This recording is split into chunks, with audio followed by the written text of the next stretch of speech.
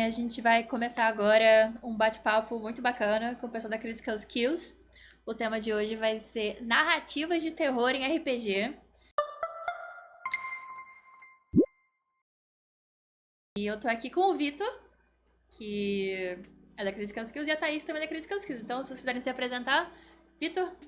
Bom, eu sou Vitor Otani, eu sou psiquiatra, sou professor aqui da Santa Casa, pesquisador, e aí eu sou um dos cofundadores da Critical Skills, né? A gente usa RPG e outras ferramentas de gamificação para promoção de saúde mental, treino de habilidades sociais. Eu sou Taisélia, eu sou psiquiatra, eu sou psicanalista e aqui na Critical eu faço a função de oráculo. Então, quando a gente pensa nessa promoção de saúde mental, a gente tem uma sessão específica de feedback dos jogadores e eu geralmente estou nessas sessões conversando com o pessoal sobre como foi a mesa. Me apresentar também, eu sou a Fei, eu sou streamer, cosplayer, advogada e jogadora de RPG. E agora eu tô integrando oficialmente a Critical Skills, né? Já tinha jogado algumas mesas com o pessoal, mas agora eu tô fazendo parte pra valer do projeto. E muito animada da gente estar criando aí um conteúdo, assim, de qualidade sobre RPG. E a ideia é depois que isso aqui fique gravado, vira um podcast, né, para vocês poderem ouvir de novo, ou ver de novo. Não sei se vai ser vídeo ou se vai ser só o áudio. É, Acho que vai ser exatamente. bacana. Essa mesa, né? Esse momento é uma coisa que a gente pretende fazer com alguma recorrência, né? Se é tudo certo. E justamente para discutir esses temas do mundo do RPG de uma maneira mais aprofundada aqui na live. Então, fico bastante feliz com a presença de todo mundo. A gente deve, de vez em quando, aí, address alguma pergunta. Então, podem fazer os comentários que vocês quiserem, que eu vou trazendo aqui para discussão. É, de surpresa, temos aqui conteúdo de live de qualidade, assim, do nada. E vai continuar acontecendo, então fiquem ligados.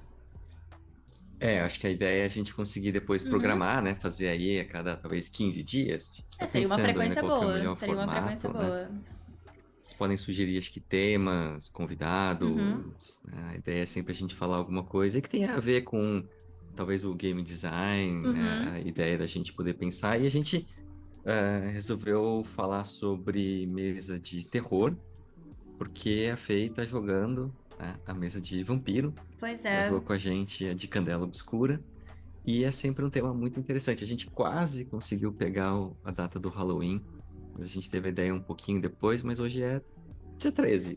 Eu Acho acho que que é ainda tá na ok. janela de conteúdo É, de terror. Terror é sempre bom, né, gente? O ano inteiro. Dá para transformar qualquer tema em terror, né? Até o a gente tá no Natal, eu acho. É, mix, exatamente, eu acho que tá Pensei super em nisso. voga. entre o Halloween e o Natal. Então a gente tá ali, né, nesse limbo ainda. E hoje ainda é quarta-feira 13, né? Então, É, poxa, super na temática. Quarta-feira 13 eu de acho que, terror. eu acho que quando a gente, né, começando assim, né, propondo algumas coisas pra gente discutir, acho que vocês podem, né, ir perguntando. A ideia é que a gente fale um pouquinho também do projeto, né? De como que a gente usa o RPG, de como que a gente consegue observar umas características relacionadas à projeção, né? Habilidades sociais, a como o que a gente vive na mesa também acaba transparecendo e vice-versa, né? As coisas da nossa vida acabam refletindo na mesa e como a gente consegue usar isso como uma forma de promover saúde mental. E acho que para falar de terror tem algumas características que são muito legais, assim, né? Não sei o que que vocês pensam quando a gente vê alguma coisa, uma mesa, Thaís, né? Assim, quando vai discutir quando é uma mesa de terror versus quando vai discutir o que é uma mesa mais de fantasia clássica, né? A gente sempre começa falando desse tema e a gente fala de um lugar já muito conhecido, mas que eu acho que vale a pena falar de novo, né? Sempre que a gente vai jogar, a gente pensa num ambiente seguro, né? Mas quando a gente vai jogar terror, eu acho que isso toma uma potência um pouco maior, né?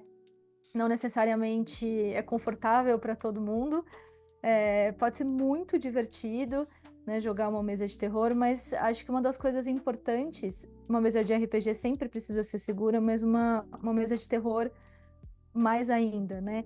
Porque a chance de aparecerem questões mais complexas, mas que peguem ali em questões pessoais, é maior numa mesa de terror, né? Ou pelo menos essa é a sensação discutindo aí algumas mesas diferentes, né? Não sei se vocês concordam comigo, mas eu acho que vocês vão concordar. Então, eu acho que o primeiro lugar é esse, né? De ser um tema que pode trazer muita coisa, mas que seja sempre uma mesa segura. Então, combinar quais são as coisas de terror que podem aparecer numa mesa de terror. Eu nunca tive experiência, né, de mestrar, mas eu tenho curiosidade de saber como é que é a preparação a preparação do mestre para tratar desses temas aí que podem ter esse tipo de impacto nas pessoas que estão jogando. Acho que é legal a gente pensar que a gente gosta de sentir medo, né? Mas a gente gosta de sentir medo em condições controladas. Então, eu gosto de sentir medo sabendo que é um filme e que vai acabar e depois vai estar tudo bem, né? Eu gosto de sentir medo indo para aqueles escape rooms, né? Aquelas casas de terror do Play Center, quando tinha o Play Center, né? Sabendo que é uma casa de terror, então acho que sentir medo tem um atrativo desde que a gente saiba que está num ambiente controlado, um ambiente seguro.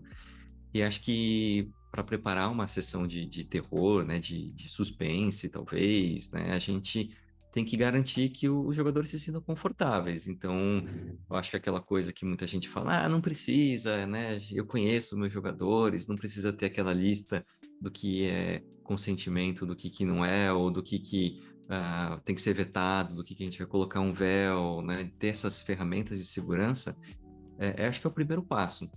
Porque você garante que os jogadores na sua mesa vão estar confortáveis, né? E você tem que manter esse ambiente confortável para aí depois você poder assustar e traumatizar os seus jogadores do jeito mais adequado possível, né? Então, acho que esse é um primeiro ponto importante. E não sei se vocês já tiveram alguma experiência, eu já tive, né? De ter pulado, né, assim, essa primeira conversa, essa sessão zero, e de repente chega uma hora que a sessão ela vai para um caminho e que ela perde completamente, né, ali a imersão, porque vira uma coisa super desconfortável.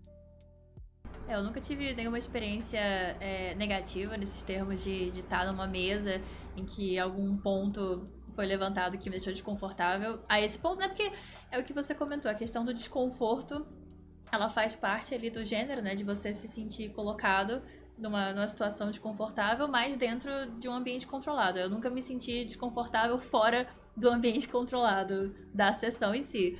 Mas comentaram aqui no chat que uma das ferramentas, né, que pode ser usada para criar esse ambiente seria a sessão zero. O que vocês pensam dessa questão da sessão zero? Quando a gente vai criar, né, fazer um shot, uma campanha, né, não importa muito o número de sessões, eu sempre acho que é muito, muito importante ter uma conversa prévia. A gente chama isso de sessão zero. Sessão zero, ela serve para tirar dúvidas de regras, né, para explicar como é que vai funcionar o cenário. Acho que para estabelecer o tom da narrativa, né? Então, por exemplo, assim, essa mesa de fantasia medieval vai ser uma coisa Senhor dos Anéis, né, low fantasy, vai ser Monty Python. Porque se tem 5 jogadores e um deles acha que é Monty Python, a coisa às vezes, né, degringola ali na sessão. Então, acho que é interessante de conversar sobre isso e também de aí estabelecer, olha, o que é um tema que para vocês é gatilho, né? Assim, tem temas que a gente veta, então alguém vai lá e fala, olha, esse tema aqui eu tenho, sei lá, fobia de aranha, se tiver alguma descrição, eu vou ter um ataque de pânico, então tá vetado. Tem temas, né, que a gente fala que tem um véu, então ele pode aparecer, mas não explicitamente, não diretamente, então, sei lá, cenas de violência. Dependendo do cenário, não tem como não ter, mas as descrições muito explícitas ter um véu. As pessoas podem falar, não, pode descrever, né, com todos os detalhes que a gente não se incomoda, mas acho que é uma coisa muito individual. E a gente estabelece, né, assim, a carta X, né, que não precisa ser uma carta, né, principalmente online, mas é alguma coisa que se alguém tiver, né, uma situação desconfortável, que ela possa levantar a carta, eu posso mandar uma mensagem para o mestre e eu rapidamente, né, o mestre ele muda de tema, muda de assunto, muda de cena, sem exigir explicações, né? Olha, tem alguém que está muito desconfortável, interrompeu isso aqui, a gente não volta, depois a gente discute, né? É porque esse lugar de segurança, ele é muito importante, né? Até discutindo antes, para o mestre poder criar em cima disso, né? Então, é claro que na criatividade do mestre e dentro do que o sistema permite ser feito, tem muitas possibilidades, né? Então, a gente consegue deixar, mesmo num cenário de terror, de horror, o cenário muito divertido de jogar, respeitando tudo isso, né? Tem um medo que é o do personagem, imagina, né? Assim, não necessariamente é terror, mas a gente jogou algumas mesas de Alien, né? Então você vai descrever ali algumas cenas, né, que são extremamente tensas, e se você, como jogador, se sente seguro de que o seu limite está colocado e vai ser respeitado, você se permite sentir medo. Se você fica meio na dúvida se aquilo vai entrar em alguma coisa que pessoalmente é muito desconfortável, você sai da imersão da mesa e não é tão interessante, muitas vezes é até desconfortável, né? Se você, como mestre, percebe que a pessoa, o jogador não está ali presente, porque tem algum desconforto. Eu acho legal de entender que ter essa sessão zero e essas ferramentas de segurança, elas permitem que os jogadores sintam mais medo e fiquem mais Do que ao imersos contrário, sim. do que o contrário, né? Eu acho que tem um Do contrário. estigma bem grande nesse tipo de ferramenta de segurança, porque as pessoas até encaram como se fosse uma forma de censura da criatividade do mestre. Tipo assim, quer dizer que eu não posso falar sobre isso? Mas na verdade é como você disse, é uma questão de contribuir para a imersão e contribuir para a narrativa. Porque a partir do momento que você estabelece esses limites, você sabe muito bem aonde você consegue brincar e estimular o medo do personagem. Sim. Porque é muito difícil você, jogador com medo, conseguir uma imersão no personagem, é o que o Victor estava falando, né? Se a gente está pessoalmente com medo, eu não vou me lembrar, né, de como é meu personagem. Eu vou Uhum. ser só a Thaís, né? Então, esse lugar de poder fazer ali, né, poder estar no personagem, ele vai ser muito atrapalhado se o jogador estiver com muito medo, se o jogador tiver algum gatilho, se o jogador estiver incomodado com alguma coisa, né? Uhum. Então, as projeções vão ser outras, né? O lugar vai ser outro. O jogador pode se expor, que não é uma coisa confortável para todo mundo. Tem gente que tudo bem com uma situação de exposição, mas a maioria das pessoas não, né? Então, assim, ter essa segurança faz bastante diferença. Então, a sessão zero faz bastante diferença. E também, né, porque como a gente coloca essas sessões na internet, né, porque a mesa do RPG, ela também é um produto público, também tem uma questão de levar esse espaço pessoal do jogador para um espaço público, uma dimensão que não era a dimensão esperada. Então, a nível pessoal, por exemplo, eu não gosto de violência animal. É uma coisa que me pega num nível. Eu me considero, não, eu consigo aguentar qualquer tipo de descrição, mas violência animal me pega de um jeito que com certeza me tiraria do momento e me colocaria como Fernanda. Então, minha personagem, ela pode nem se importar com isso, mas a nível pessoal é uma coisa que me tira da narrativa nesse exato momento. Então, esse tipo de conversa é importante justamente para isso, porque seria uma coisa que quebraria completamente o ritmo da mesa. Eu teria que parar assim e ficar, não, peraí, isso não é real. E aí, só de ter essa pausa pra me recompor, já quebra a imersão. Então, E além disso, né, considerando que a gente joga como produto, né, e joga como uma coisa que vai ser publicada depois, ter um momento tão vulnerável assim, publicamente postado na internet, seria extremamente complicado. Então, isso não é tão comum nas mesas da Critical, até quando elas ficam nas ferramentas de segurança, mas também porque é gravado. Mas o ao vivo, né? Eu já joguei algumas vezes ao vivo, tudo pode acontecer. E aí eu acho que essas ferramentas de segurança são mais importantes ainda nas mesas ao vivo pra evitar uma situação que não tem como ser remediada depois. Eu acho que a gente tem que ir sem julgamento, né? Então, Uhum. assim, eu também não gosto de violência, né, contra animais. Aí tem algumas coisas assim, violência, né, sexual, violência contra crianças. Acho que são coisas que são desnecessárias, né? Essa coisa de, eu preciso chocar para causar um Exatamente. impacto, um terror. Então, né, tem que fazer a lição de casa direito, não precisa dessas coisas para fazer uma mesa de Exatamente. terror. Acaba sendo um recurso barato nesse sentido, né? É uma Uhum, de low-hanging choque. fruit. Pois é. Então, em vez de pensar em uma atmosfera para aterrorizar o jogador dentro de um certo contexto, você, violência animal, um abuso, uma coisa do tipo. Uhum. Então, não exige muito pensamento porque é uma coisa comum para as pessoas, um medo comum, um desconforto comum. Então, eu acho que é até uma certa forma de preguiça do mestre quando ele vai pra esse ponto óbvio do É. terror. E as pessoas às vezes acho que confundem, né? A Thaís pode falar um pouco melhor assim, o que que a gente, o que provoca o medo, né? Mas as pessoas às vezes estão mestrando e elas veem aquelas reações, elas estão confundindo repulsa, né? E desconforto com medo. Nossa, eu narrei aquilo lá e todo mundo ficou chocado, horrorizado, com medo. As pessoas ficaram desconfortáveis, né? Assim, com aquela situação.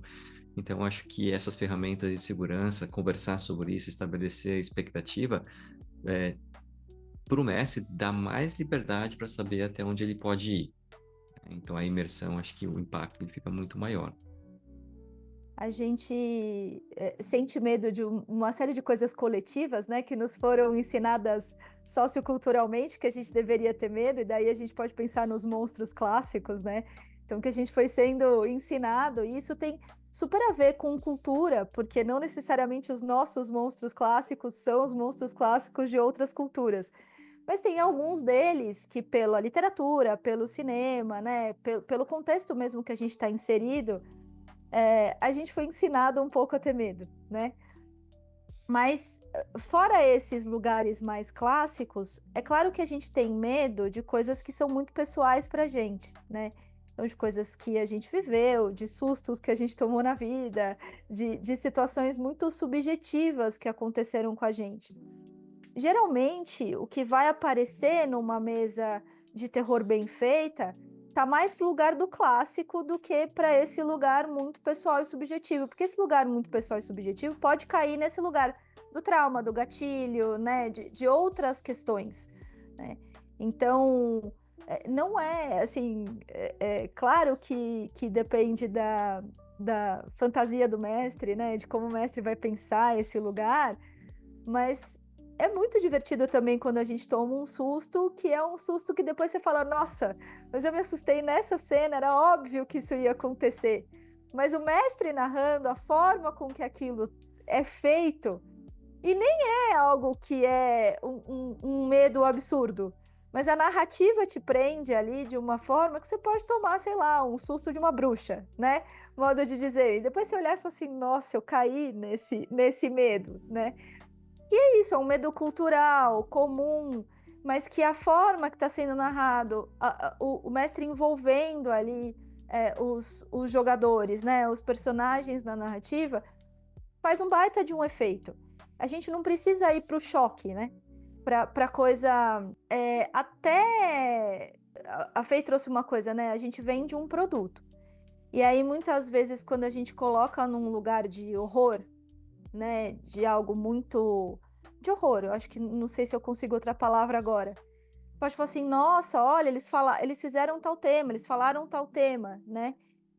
Mas isso não é divertido, né? Isso é só para chocar, né? Então é muito mais divertido quando a gente toma o susto da bruxa e a gente caiu como jogador e não percebeu que isso ia acontecer, do que uma cena traumática, enfim. Então, esse medo mesmo bobo, coletivo, né? Quando o Vitor trouxe a história do Play Center, que a gente só ouviu falar, né, Vitor? A gente não é dessa época. Não é da A nossa gente época. aprendeu, É isso, né? me A gente contaram. aprendeu.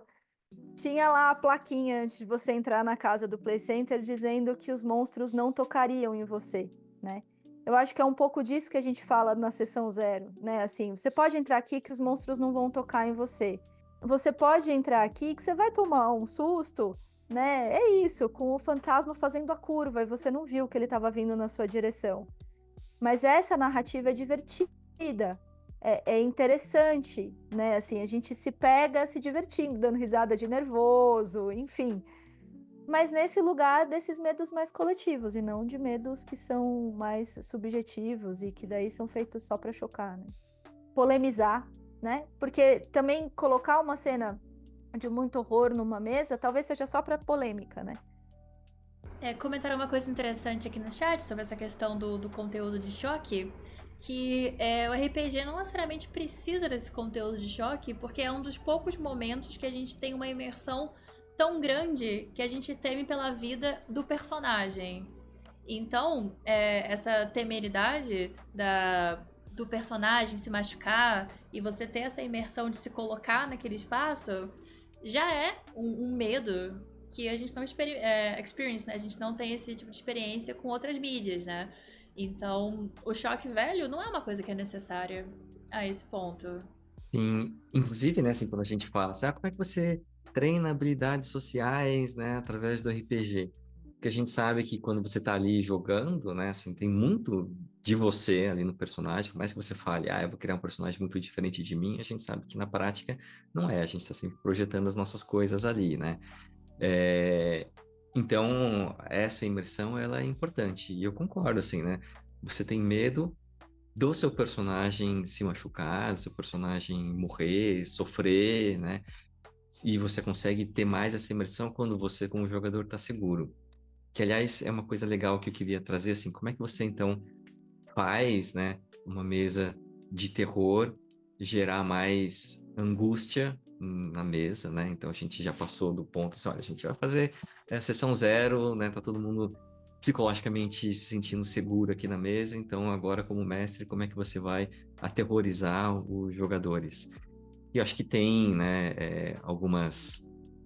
em alguns momentos em que você tem que ter algumas descrições um pouquinho mais explícitas, né, de algumas coisas, mas eu sou muito a favor se você deixa pro jogador imaginar aquela cena, o suspense, né, trazer ali a descrição parcial e ao invés de mostrar, fala, olha, apareceu aqui, sei lá, um lobisomem, né, apareceu um vampiro. Você começa a descrever o personagem, que é o famoso show, don't tell, né? Então, eu acho que isso vai trazendo mais a sensação de imersão.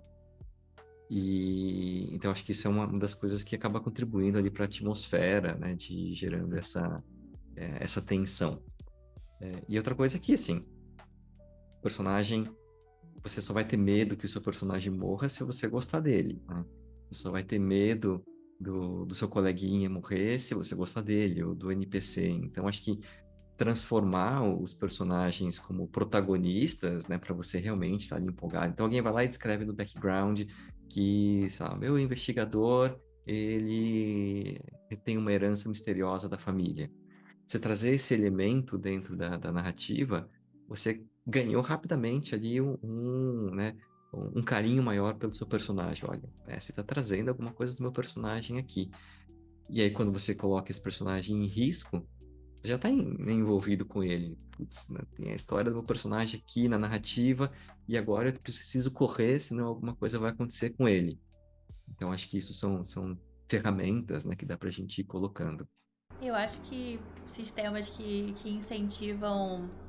É o que a gente estava comentando, né? Que sistemas que incentivam essa participação do player como uma espécie de narrador, né? Uma narrativa colaborativa. Como, por exemplo, Candela, também coloca você ali num lugar de imaginação desse terror e isso se traduz em um investimento maior no próprio terror. Então, quando você no Candela Obscura pede para um jogador imaginar como tal situação poderia estar acontecendo, você consegue perceber ali também elementos pessoais de terror, não no nível subjetivo de trauma, de coisa do tipo, mas pequenas coisas que tornam aquilo assustador pro jogador. E quando você incorpora isso na narrativa, dessa maneira colaborativa, fica muito mais assustador. Por experiência própria, quando a gente jogou o Candela, eu senti bastante isso. Esse lugar que vocês dois estavam falando, né, da descrição colaborativa e da descrição que não é, completamente descritiva. O que eu tô querendo dizer, né? Assim, o monstro tem 8 perninhas e ele é dessa cor, e nananã, nananã. Ao invés disso, tipo assim, olha, tem um monstro ali, né? Assim, que vocês estão vendo ali? Esse é um lugar, né, onde a gente vai como jogador projetar no vazio todos esses medos, né? Exatamente. Todas essas situações, né? Tipo assim, o que eu tô vendo no vazio? Eu tô vendo meus piores pesadelos, né? E o mestre ali só coordenando a cena, mas esse lugar colaborativo onde pode se projetar um monte de coisa, né? Se você estiver atento e aberto, né? Assim, vocês vão ver que os jogadores eles vão dizendo para você o que eles mais têm medo, né? Qual é o que é, isso aqui funcionou, não funcionou, isso aqui pareceu que ia ser muito assustador, mas eles não ficaram com tanto medo. Então, se você tem mais ou menos uma ideia ali do seu cenário, do que vai acontecer, mas é essa coisa colaborativa, né? Então, o seu papel como narrador, se você tiver aberto né, não seguir o seu roteiro, né? Ele é muito mais facilitado. Então, muitas vezes eu vou narrar a mesa de terror e eu tenho, sei lá, algumas linhas escritas e as coisas vão sendo construídas porque os jogadores vão falando, eu tenho indiretamente, né? Isso aqui me assusta, eu tenho medo disso, aqui eu não quero ir, né? Aqui tudo bem, que eu não tenho medo nenhum. Então você vai conseguindo sentir ali a mesa, né? E Pescar pegando esses algumas informações. medos. Pescar as informações, né? Acho que tem um lado que a gente treina muito isso, né? Por conta da pesquisa, por conta da critical skills. Mas é uma coisa que todo mundo consegue perceber. Você sabe quando o seu jogador está um pouco mais tenso, né? Numa cena e às vezes com um medinho real, né? Eu ia perguntar se você já tinha passado por alguma situação como mestre, de alguma cena que você achou que ia dar muito medo e os jogadores nem tchum. Já, com certeza, né? Eu não sei se, na verdade, eu já passei por situações em que eu achei que aquela ia ser a cena de maior impacto. E os jogadores saíram, por exemplo, né, jogando granada ali na biblioteca e pá, Mas explodiu as estava no pessoas. Ué, bolso, Tava no tava no bolso. bolso, tá nas regras, né? Então faz parte. Então aquilo, acho que teve um outro tipo de narrativa, né? Não é que foi ruim, pelo contrário, acho que saiu de uma coisa de suspense para uma cena de ação, que é muito legal também. Então você tem que ir contornando, né, a sua própria expectativa como narrador para falar, eu achei que aqui ia ter muito medo, eles não sentiram. Tudo bem, né? Vai ter algum outro momento que vai ter. Tem que Então, ter uma abertura, então. tem que ter uma abertura. Não, é isso, você tem que estar. Eu brinco, né? Assim, o que você dá de dica, né, quando vai mestrar? Eu falo, olha, o melhor jeito de você ter controle de tudo é você não ter controle de nada. Então, jogadores Essa é uma lição podem importante. criar. Inventa, eu tinha pensado aqui em 700 cenários, 700 possibilidades, eles vão escolher 701. Então, preparem uma, que você tem só uma ideia meio vaga e vai pescando ali o que os jogadores vão te dando, né? Claro que assim, tem formas e formas de você entender uma narrativa, como você vai criar, né, uma sessão, mas eu penso muito que assim, qual é a história que os jogadores querem contar e que os jogadores querem viver? E aí eu sirvo ali como um facilitador, né? Dando uma direcionada, uma traumatizada, porque é sempre bom, né? Traumatizar ali nas mesas de terror. Mas é mais assim, o que os jogadores querem. Senão, fica jogadores versus mestre, né? Não é tão Eu acho que divertido assim. essa dinâmica do jogador versus o mestre, ela pode até fazer algum sentido em algum sistema talvez um pouco mais clássico, mas eu sinto que os sistemas de terror, principalmente esses mais recentes, eles têm essa pegada da colaboração e não é mais o jogador versus o mestre, é o jogador e mestres versus um terror existencial. Sim. Então, eu acho que isso é muito mais produtivo para a atmosfera de terror, inclusive. Tanto é que eu, às vezes, eu geralmente tenho gostado mais de rodar o dado aberto. Todo mundo vê o resultado que eu, como mestre, tiro. Porque aí tem um outro terror, né? Assim, o mestre, ele não vai me proteger. Ele não vai me sacanear, mas ele também não vai me proteger. Então, assim, eu sou o personagem, somos protagonistas dessa narrativa, mas pode ser que você morra na primeira sessão, se você for muito mal nos dados e for muito bem, né? Então, eu tenho gostado mais dessa rodagem de dados aberta, assim. E às vezes Senhora sorte saber, dá, senhora né, é sorte mais assustador do que tira. não saber o que tá acontecendo É, por trás dos panos. Às vezes você vê uma rolagem muito alta que o mestre faz e você fica assim: o que foi isso? O que será que é. foi esse 20 que ele tirou? que vai acontecer. Então, a Sim. expectativa, ela também gera essa ansiedade positiva do que vai acontecer. Mas Sim. eu ia só puxar o gancho anterior sobre a questão das ferramentas e do projeto, que eu acabei não introduzindo o projeto de vocês. Vocês podem falar um pouquinho sobre a Critical Skills e sobre a questão do RPG, como que a gente faz na Critical. Por favor, palavra. Era uma Bom, vez uma pandemia. Era uma vez na o projeto pandemia. começou na pandemia, né? Aquela vez ficando um pouquinho mais distante, mas assim, ainda, né, uma coisa muito, muito presente, né? E a gente pensou nisso porque dentro do nosso departamento a gente tem lá os estudantes, os residentes, né? Eles começam num ciclo, eles começaram lá em março, 2 semanas depois veio a pandemia, ninguém sabia o que tinha que fazer, ficou tudo no online. E a gente pensando como é que a gente poderia promover saúde mental, né? Paralelo a isso, eu sempre joguei, fazia muitos anos que eu não jogava, né? Mas eu joguei Dungeons and Dragons a segunda edição, depois eu pulei direto para a quinta, né? Então, para você ver como faz um certo tempo. E aí a gente começou a jogar e a ideia de que isso poderia servir, né, de alguma forma. E aí pessoas jogando comigo muito próximas, né? Então uma delas é o João Ricardo, que ele é um psicólogo, mas hoje ele é professor da Universidade de Duke, lá nos Estados Unidos, ele gosta muito de pesquisa e falou, vamos fazer isso um projeto de pesquisa, né? Então a gente começou a estabelecer uma metodologia de como é que a gente cria sessões, ver qual a habilidade social que vai ser treinada, quais são as cenas que a gente pode fazer isso, como é que a gente vai promover, treinar, fazer o feedback. Então, basicamente, hoje a gente tem um artigo publicado na Frontiers in Psychiatry, que é a terceira revista mais importante de psiquiatria do mundo, né? Para falando justamente sobre esse método como promoção de saúde mental.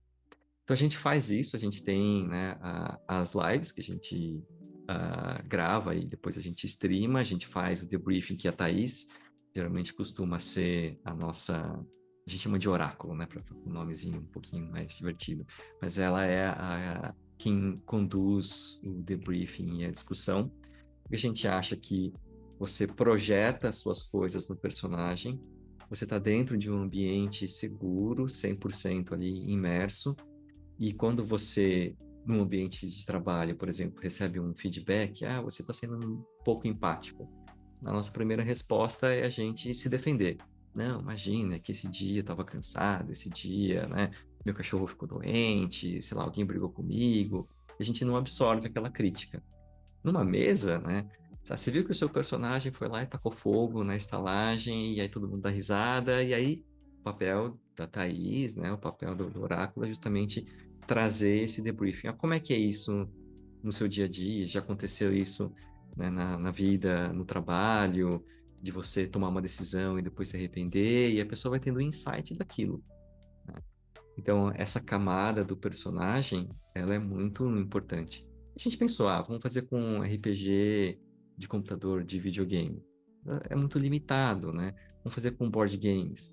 É legal também, mas tem uma limitação do quanto você consegue ser flexível ali nas cenas. E Uhum. aí a ferramenta que pra gente, né, assim, na pesquisa melhor funciona é o RPG de mesa. É barato, né, fácil, você precisa de alguém que conheça mais ou menos ali as regras e uma história, e não precisa nem ter dado hoje em dia, porque você consegue fazer pelo Google, né, Dice Roller. Você digita lá Dice Roller e consegue fazer ali. Então, eu acho que é uma ferramenta muito acessível. E aí a gente testou, por exemplo, vamos fazer sessões em que os jogadores são eles mesmos. Então o Vitor faz uma ficha do Vitor, a Fei faz uma ficha do Fei, a Thaís faz uma ficha da Thaís, e o feedback é legal, mas não tanto. Porque aí já tem essa camadinha de sou eu como Vitor que Uhum. estou me expondo e tomando decisões, então é menos imersivo. Que curioso, eu Então nunca tem que tinha ser. pensado nessa possibilidade de fazer você como o personagem. Mas eu imagino É, que não seja removido o suficiente pra você Uhum. conseguir é, ter esse tipo de a gente reflexão. fez. Se alguém conhece aqui a Santa Casa de São Paulo, é Hogwarts, né? Assim, é muito os arcos todos góticos, né? E aí a gente fez uma vez um cenário em que os jogadores eram eles mesmos dentro da Santa Casa, né, com as pessoas. E aí foi legal, mas o retorno foi assim, não foi tão imersivo, porque eu queria, por exemplo, sei lá, empurrar lá o Matar o guardinha. coleguinha. Mas eu fiquei pensando, nossa, e se, como é que as pessoas vão me julgar? Porque sou eu ali querendo fazer isso. Então era todo mundo muito mais educado, polido, então foi menos divertido. E é muito interessante esse lugar onde a gente, no personagem, pode projetar e viver coisas, né? E perceber que muitas vezes a gente está tomando ações que são nossas, mas esse lugar de poder falar através do personagem, né, no debriefing, ele é muito interessante. Esse lugar onde a gente percebe, porque a gente faz geralmente a gente chama de ato falho crítico, né? Por uma questão freudiana, né? Por isso que o nome é esse, porque o Freud fala do ato falho e a gente tem, né, uma falha crítica no RPG, então a gente somou essas duas coisas na brincadeira. Mas assim, quantas vezes no ato falho e a gente senta a mesa inteira, o ideal é que a gente esteja todo mundo que jogou na mesa para fazer o ato falho e alguém externo à mesa. Então, quando eu faço no modelo principal, que é o modelo das princesas do Apocalipse, eu não vi a mesa sendo jogada, né? Eu não sei o que aconteceu na mesa. Algum jogador me conta, geralmente o Vitor, mas algum jogador me conta o que aconteceu. E aí, a partir dessa narrativa, eles vão ali, como jogadores um pouco misturado com seus personagens, contando, recontando a história do que aconteceu na mesa, e a gente vai percebendo repetição de padrão, comportamentos, né, mais afetivos, menos afetivos, comportamentos mais agressivos. Esses comportamentos agressivos, eles se repetem em algum lugar. E quantas vezes, estão todos muito convidados a assistir todos os atos falhos críticos que a gente fez, mas quantas vezes, né, o pessoal que joga na Critical tem ali um insight do personagem, né, e que levou para casa, assim, pessoalmente, assim, mudou o jeito que eu me via, assim, porque eu vi que eu tô repetindo alguma coisa com o meu personagem, que eu faço como eu mesma, né? E que foi percebido ali. Ou até movimentos de grupo mesmo. Porque a gente sabe que a gente funciona de um jeito sozinho, a gente sabe que a gente funciona de outro jeito em determinado grupo e de outro jeito em determinado grupo, né? Isso é saudável, isso não é ruim. O ruim é quando a gente funciona exatamente da mesma forma em todos os grupos. Mas essas pequenas sutilezas que os jogadores vão vendo conforme a classe que eles jogam. Então, tem sempre as classes de predileção, né? Assim, tem sempre o jeito que as pessoas gostam mais de jogar. Mas quando elas são desafiadas a jogar de um jeito diferente, como às vezes elas fazem exatamente as mesmas ações, mesmo jogando com uma classe onde aquela ação não caberia na classe. E aí você fala, bom, mas essa é uma ação da Thaís, não é uma ação da personagem da Thaís. Então, esses momentos vão trazendo uma possibilidade de olhar soft skills impressionante, assim, gigantesca. A gente jogou uma mesa de Alien com uma atriz, né? A Nathalie, que é fono, né? E também é uma atriz, tem várias peças aqui. E aí a gente perguntou para ela assim, né? É mais fácil para você, né? O seu, né, background aí de atriz interpretar, né? Lidar ali com as cenas. E ela falou, não, porque a coisa está acontecendo ali em tempo real, então ali né, você cria uma história, você tem uma coisa de fazer voz, de interpretar, que é um pouquinho mais fácil, talvez. Mas ali, assim, ali é 100% eu, né? Não tem como não ter essa projeção ali, né, dentro do personagem. Uhum. Na questão do terror, eu imagino que como é que você vê o debriefing nessas mesas de terror, especificamente em comparação com as mesas que não são dessa temática de horror pessoal ou... Eu acho que nas mesas de terror, o que a gente acaba discutindo mais, vamos dizer assim, colocando mais quando a gente faz o ato falho crítico, é justamente esse lugar onde as pessoas vão percebendo alguns medos que elas não percebiam que elas tinham, elas vão percebendo como elas reagem a esses medos, né? Então, se elas se retiram da cena, é muito comum um jogador que numa cena de medo, ele se retira da cena. Ele faz, né? Ou ele paralisa, né? Assim, O que você vai fazer? Nada. Assim, o que você vai fazer? Nada? Não vou fazer nada. Mas como assim você não vai fazer nada? É a sua ação agora. Não, acho que eu não vou fazer nada. Então, assim, se perceber nesse lugar, mas da mesma forma que se percebe no confronto, né, Fê? Assim, como é que é uma situação de confronto, mas uma situação de medo, a gente vai se percebendo em coisas talvez um pouco mais profundas do que na do confronto, né? Em como que eu reajo a essas situações. Então, a gente já teve em discussões do ato falho de mesas de terror, pessoas descobrindo, assim, se dando conta que tem medo de determinadas situações. Pessoas tendo insight do tipo, entendi agora por que eu tenho medo disso. Porque na cena ali, né, no jogo, se de repente alguém parece com alguém de fora do jogo e a pessoa faz um link.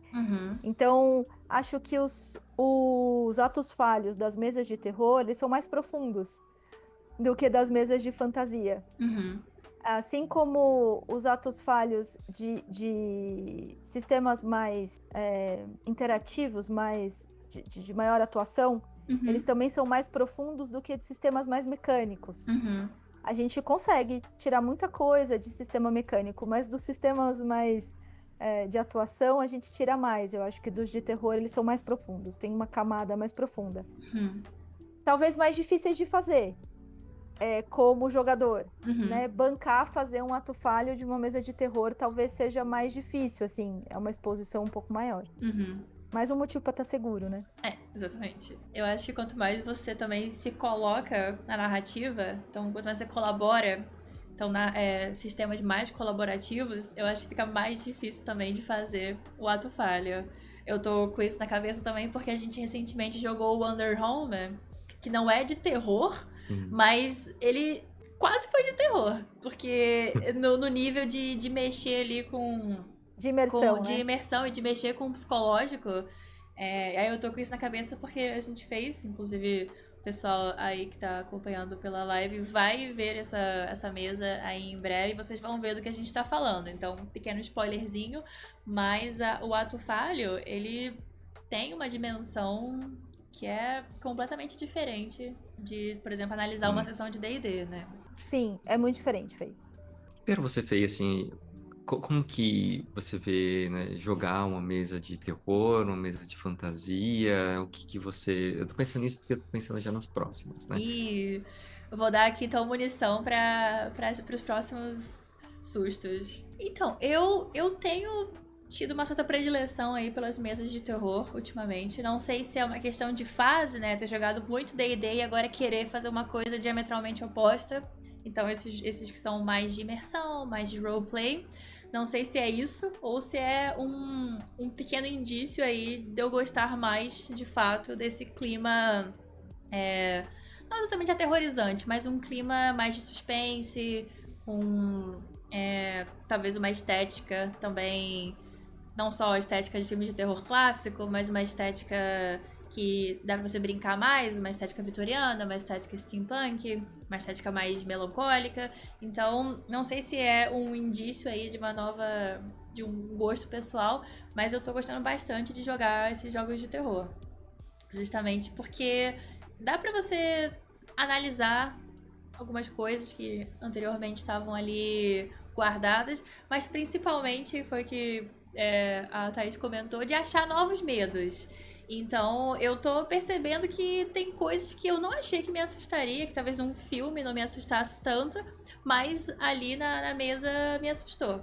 Por exemplo, eu nunca tive medo dessas crianças macabras, de filme de terror, né? Nunca tive medo dessas crianças do grito, ou a criança do The Shining, né? Nunca tive medo. Mas a gente teve uma cena no Candela que teve uma criança assustadora ali, e eu fiquei, eita... Que isso, né? Então a risada de criança deu uma nova... Me trouxe uma nova aflição. Camada. Exatamente, me deu uma nova aflição. Então eu acho que essas experiências são interessantes também, porque apresenta novos medos, e não de uma maneira negativa, porque, beleza, novo medo adquirido agora, crianças, mas de uma maneira mais, assim, lúdica, tipo, agora eu posso consumir uma mídia que uma criança é um pouquinho mais assustadora e isso vai me divertir de um jeito que eu nunca tinha pensado antes. Então, a experiência de ter esse medo na imersão da mesa, ela traz esse novo medo adquirido para outras áreas da vida também. Então agora acho que eu vou assistir o Grito de uma maneira um pouco diferente. Por exemplo. É o Grito, né? Que tem aquela criança. Enfim, né? Sim. Sim. Então, quanto mais a gente explora os cenários de terror, novos medos ali são adquiridos. Novas maneiras de engajar com o terror, exatamente. E aí, assim, eu imagino que você tenha planos de mestrar em algum momento. Sim. Inclusive, tô com um projeto aí numa fase. Se existe uma fase anterior à fase embrionária, ele está nesse projeto, nesse momento aí. Mas eu já tenho algumas ideias que eu quero fazer, assim.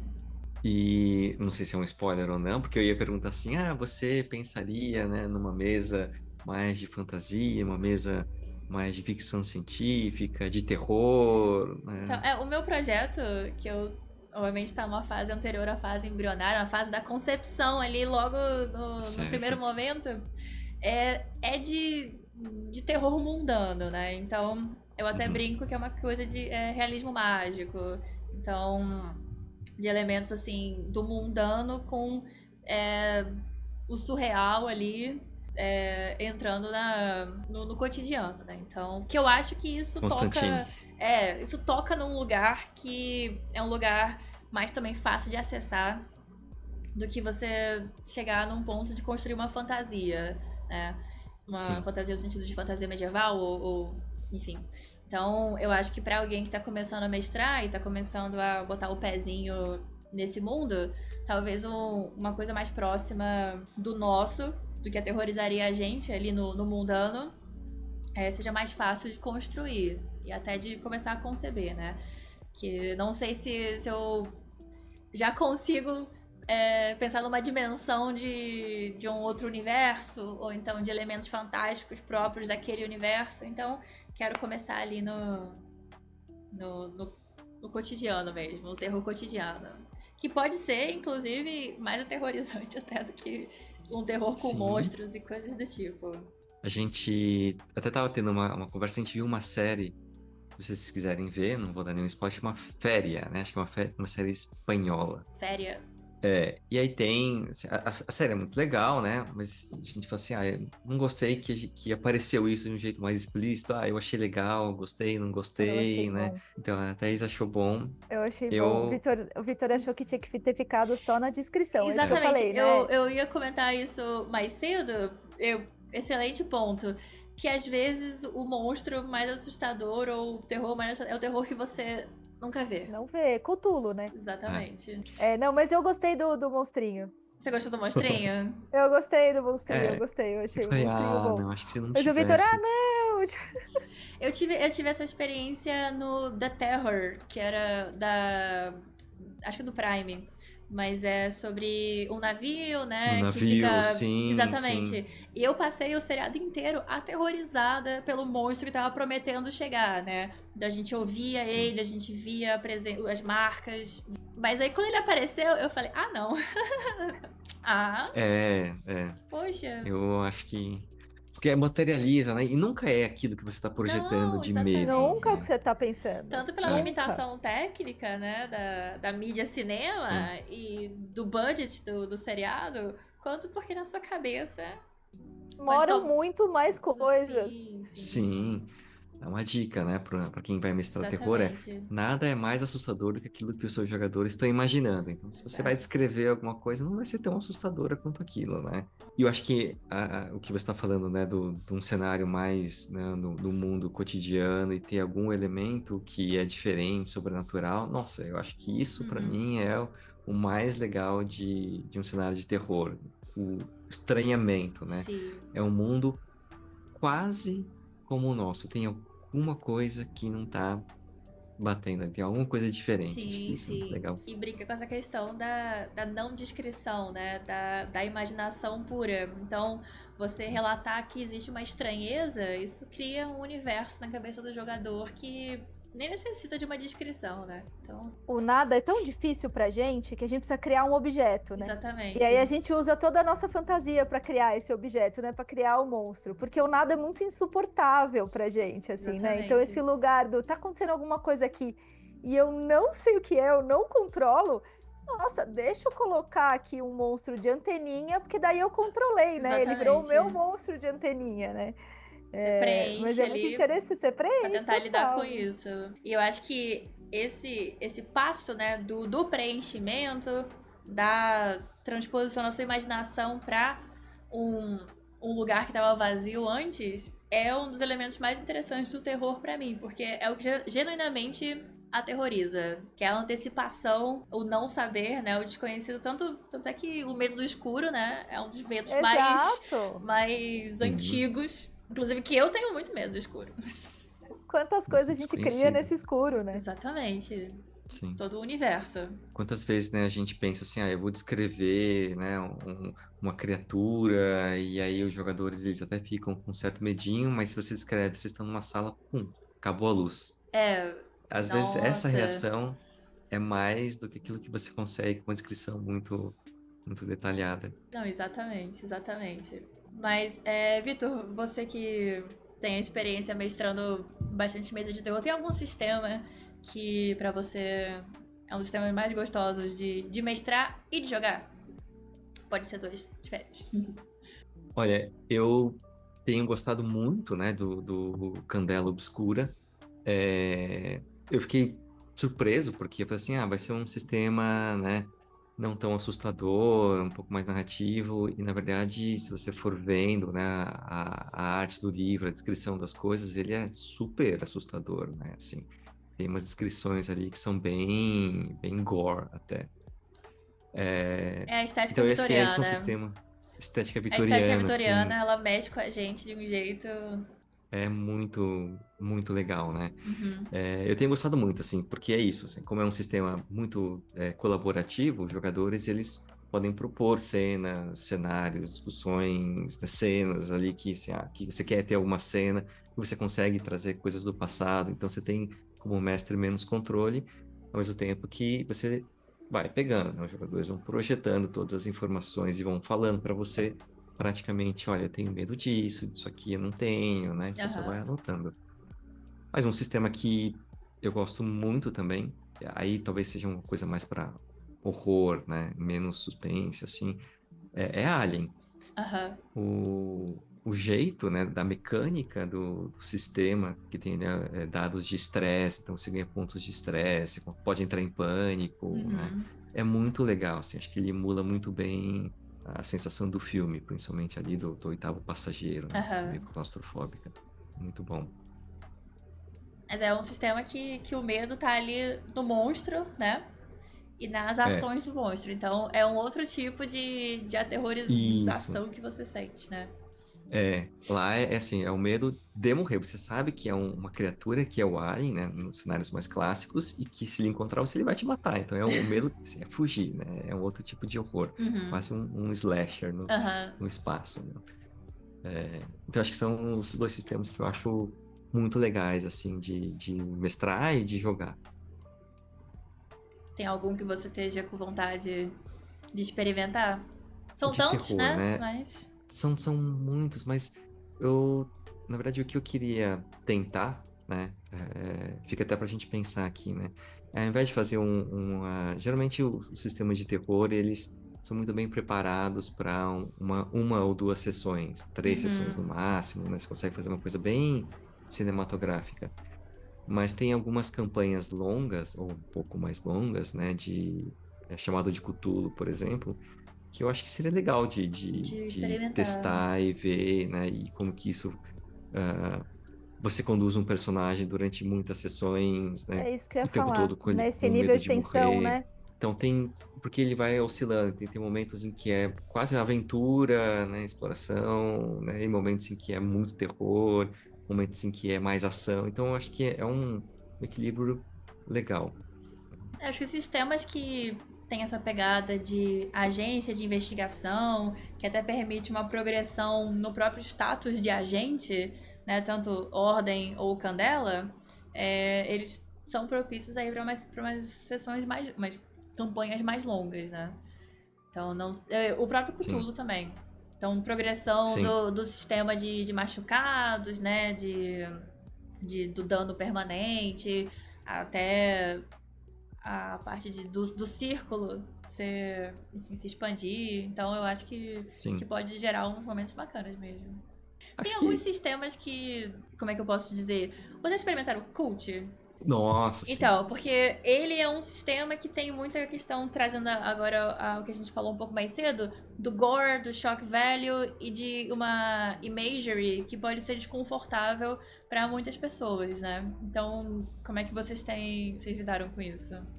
o Cult a gente fez, acho que foi o que mais apareceu, o que mais a gente teve que tomar cuidado, assim, né? Olha, fala o que que não vai, o que que é desconfortável, o que que você não quer de jeito nenhum, mas fala o que que é minimamente desconfortável, porque o cenário, o sistema, ele se propõe a ter isso de um jeito muito, muito explícito, né? Sim, exatamente. Então, a gente fez uma sessão zero que a gente teve que tomar bastante cuidado com isso, mas ele é um sistema muito legal, assim, né? Eu tenho E muita ele tem uma vontade de jogar. coisa. Vamos jogar, vamos jogar. Ele tem uma coisa que, assim, né? Por exemplo, a gente fez esse sistema num cenário que era São Paulo, aqui, Uhum. né? Que era justamente essa pegada de é o mundo normal, mas tem Tava dando alguma umas coisa ali falhas. diferente. Uhum. Então aquela sombra que você teve a impressão que estava passando ali atrás de você quando estava andando sozinho, não era uma sombra, era de fato alguma coisa ali. Então essa descrição, ela não precisa ser muito explícita, mas ele tem uma pegada, acho que mais Constantine, né? Uhum. Que é muito legal, assim, é um sistema muito legal. E ele tem isso. O mestre, ele não joga dados, né? Assim, o cenário ele vai ficando mais fácil ou mais difícil, né? Os jogadores vão tendo, né, mais dificuldades à medida que eles vão tendo sucesso ou falhando nos dados. Então, você vai tentar alguma coisa, falhou, tem uma consequência. Então, é muito legal, assim, o sistema. Eu acho que vale a pena a gente tentar. Então, na questão do coach, vocês abraçaram todos esses elementos mais explícitos. Eu acho que Com a não veio, tomada não do veio, cuidado. Uhum. não veio cru, mas veio explícito. Uhum. Eu me lembro que tinha uma coisa muito de um medo da loucura importantíssimo quando vocês jogaram essa mesa. Eu esqueci o nome da mesa, Vitor. Mas The tinha uma Coach, coisa. Não, mas teve um subtítulo, não teve? Eu não lembro teve. agora. Nossa, eu sou Também não muito vou ruim com lembrar. nomes. Eu vou procurar aqui agora. Mas tinha uma coisa de um medo da loucura, sabe? Desse lugar, dessa confusão do real com algo que estava rompendo o real e vindo para as ruas de São Paulo, assim. E um medo do que os jogadores percebiam ou não como essa invasão. Uhum. Foi bem legal de discutir também. Assim, eu não joguei, né? Eu tava discutindo essa mesa, mas Uhum. foi bem legal de ver. Bacana. Não tema, ironicamente. O Ah. subtítulo. Era coach, não tema? É. Ah, legal. Tá no nosso canal no YouTube, se vocês quiserem dar uma olhada. E eu acho que tinha isso, então assim, eram descrições de lugares que a gente passa todos os dias, que a gente conhece, né? Então acho que isso trouxe. Por isso eu achei muito legal quando você falou, eu tô pensando num cenário em que é o dia a dia, com alguma coisa ali diferente. Vou dar uma olhada em coach, Acho que porque funciona. eu ia usar como base o mago, né? De só storyteller mesmo, só a fichinha Uhum. básica, sem nenhum elemento do sistema, né? Então eu vou considerar aí, dar uma olhada no Vou te coach. mandar. Oba. Porque é um sistema que eu acho que é muito legal, assim, e tem campanhas, né? Acho que em alguns momentos, né, se você for pegar o livro, você fala, acho que isso daqui é legal, mas é too much, acho que não dá para Eu já existir isso tinha dado numa uma mesa. olhada no livro, justamente por É, essa minha questão da pergunta, porque tinha, pra quem não conhece, é um sistema que é extremamente explícito, tanto na questão de body horror, quanto na questão de violência de todos os tipos. Então, eu dando uma olhada no livro, você fica até um pouco chocado com o nível de ilustração, as descrições. E eu ficava pensando como é que isso funcionaria no formato de stream ou formato de mesa gravada para a internet. Uhum. Que a gente sabe que, assim, no ambiente offline, essas coisas até podem existir, mas num ambiente que fica consolidado ali na internet, talvez algumas coisas realmente não sejam tão apropriadas. Sim. Algumas coisas a gente vetou, né, assim, e algumas coisas a gente foi colocando, então a gente teve um trabalho muito maior ali nessa sessão zero, e essa ferramenta de segurança, olha, se em algum momento isso ficar desconfortável, né, avise. E aí foi muito legal, assim, eu sempre falo assim, eu termino as mesas de terror e eu narrando, falo, nossa, eu me diverti muito, né, e vocês? Mas eu acho que é o que a gente tinha comentado de você sentir medo e dar risada e se divertir, né? A casa de horrores Sim. que você entra, você se diverte ali, você se assusta, mas você tem um sentimento, no final das contas, de que foi divertido sentir esse medo, né? Sim. Por isso assistir filme Sim. de terror também é tão bacana. É muito legal. Te gosto também. E mais? Mais algumas coisas? Eu acabei incorporando alguns comentários do chat aqui na nossa discussão, mas se alguém do chat tiver alguma pergunta, algum comentário específico para ser feito, fiquem à vontade. Tinha comentado de Mothership, né? Mas aí. Nossa, Mothership é um sistema muito legal, né? Assim também. É uma das possibilidades, né? Assim, de algumas coisas que a gente tem aí de próximas mesas, né? A gente sempre tenta, assim, vamos tentar cenários diferentes, mesas diferentes, sistemas diferentes, né? Essa é uma possibilidade. A gente já jogou Mothership, foi muito legal. Eu joguei, né? Então, eu geralmente gosto muito quando eu posso estar no papel de jogador.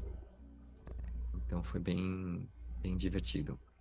Deram uma sugestão que é o Across a Thousand Dead Words, que também é um sistema que foi mencionado aqui, de uma coisa legal para se jogar. Mas o último comentário seria perguntaram sobre a questão do trauma, que você tinha comentado de maneira jocosa sobre traumatizar os jogadores. Não. Mas esse trauma é um trauma...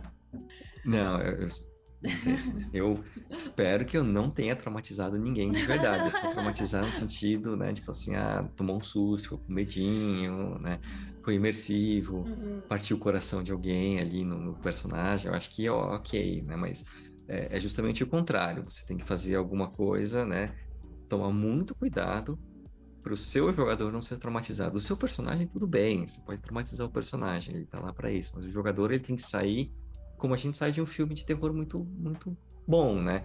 Senti muito medo, como, assim, para mim, o filme de terror que eu tive essa sensação foi Atividade Paranormal. Assim, foi muito assustador, né? Me deu muito medo, mas eu sempre falei, nossa, que filme legal, né? Assim, gostei muito de ter passado esse medo. Eu acho que é essa sensação, esse tipo de trauma que eu tô querendo dizer. Não traumatizem seus jogadores, hein? Não Não façam traumatize isso. ninguém. Não É traumatizem verdade. ninguém. Vamos ser Aliás, responsáveis. vão cuidar dos seus próprios traumas, vão fazer terapia, porque aí a Exato, gente para não passa o vocês não trauma para passarem ninguém. adiante. Exatamente.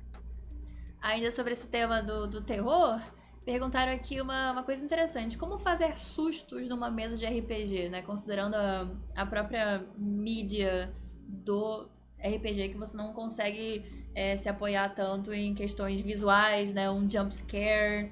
Como é que você vê isso, Vitor?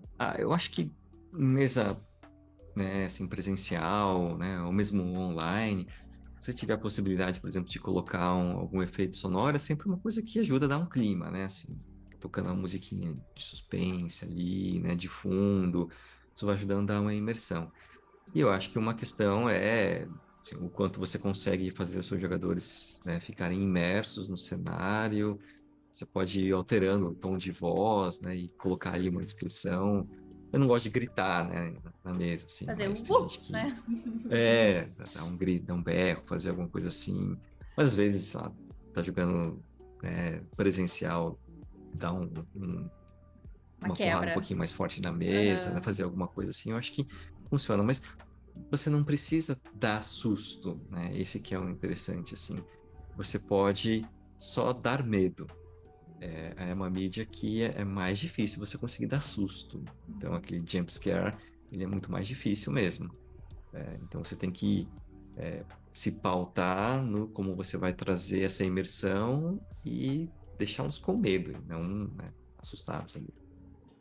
Mas, pessoal, acho que falamos bastante e tem que deixar a pauta para a próxima vez, porque eu acho que hoje foi super positivo e a nossa ideia é realmente fazer essa conversa uma conversa recorrente. Então, é bom aí deixar com gostinho de quero mais também. Tem muita coisa pra gente discutir. Ainda mais, não só no tema de terror, né? Mas no tema de RPG Sim. no geral. Tem bastante coisa que a gente pode conversar sobre. E fiquei bastante feliz aí com a interação do chat. Bastante gente participando, bastante gente comentando. Adorei a participação de vocês. Muito obrigada por visitarem aqui o canal e trazer os insights tão geniais, tão interessantes aqui para nossa discussão. E considerações finais, Thaís? Joguem, né? Se divirtam. Falem sobre as mesas que vocês jogaram. A gente sempre fala, né, sobre as mesas. A gente sai do jogo falando, né? A gente sai das coisas. Nós somos muito orais, né? Mas falem nesse sentido de se perceberem, de perceberem vocês com seus medos e com as suas jogadas que se repetem e como que vocês interagem com outras pessoas, né? Para isso, para a gente perceber os nossos traumas e não passar eles adiante. E acho que a minha consideração é assim, né? Façam sessão zero, deixem seus jogadores muito, muito seguros para você poder, né, trazê-los e assustá-los melhor, com mais imersão. E tô esperando, né? Vamos ver qual vai ser a nossa próxima mesa de terror. Mas pessoal, acompanhe o trabalho do Critical Skills. Eu deixei linkado aí no chat e aqui no título da live o Instagram. Mas tem todo um universo para ser explorado de projetos, principalmente no YouTube. Tem uma série de mesas interessantíssimas, inclusive mesas que eu participei e que eu pretendo reprisar aqui no canal também, pra gente poder rever esses momentos que foram momentos incríveis. Mas sigam eles no Instagram, instagram.com/critical.skills. Eu, inclusive, nos meus stories linkei, então quem não quiser clicar no link pode olhar nos meus stories, que tá lá todo mundo devidamente marcado. Acompanhem aí o Instagram, acompanhem o YouTube e fiquem ligados aí para as próximas mesas, porque a gente, spoilerzinho, né, já gravamos muita coisa bacana, não só de terror, né, então quem não é tão fã assim do gênero, ainda assim tá com um banquete pela frente, porque tem tudo aí, todo tipo de gênero, de história, de personagem, inclusive, que eu fiz, que o pessoal fez, que vocês vão gostar, com toda certeza. Então, novamente, aí, obrigada pela participação, pessoal do chat, e obrigada, principalmente a vocês dois, muito obrigada por estarem aqui e conversarem. Espero vocês na próxima. O lugar aqui vai ficar reservado pra gente poder conversar mais sobre RPG. Então... Obrigado, a gente agradece. Obrigada. Obrigada, gente. Tchau, tchau. Tchau.